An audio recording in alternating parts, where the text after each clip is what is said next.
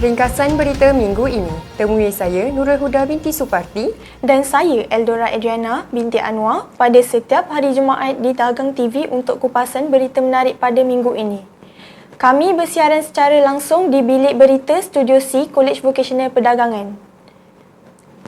Antara berita menarik pada minggu ini, program saringan minda sihat, MSSD Bola Sepak Zon Johor Bahru, pertandingan deklamasi sajak peringkat PPD Johor Bahru, program khidmat masyarakat di SJK Tamil Ladang Mount Austin, anjuran Jabatan Hubungan Industri dan Agensi, Majlis Graduasi SPM 2024, pertandingan dendangan syair peringkat PPD Johor Bahru.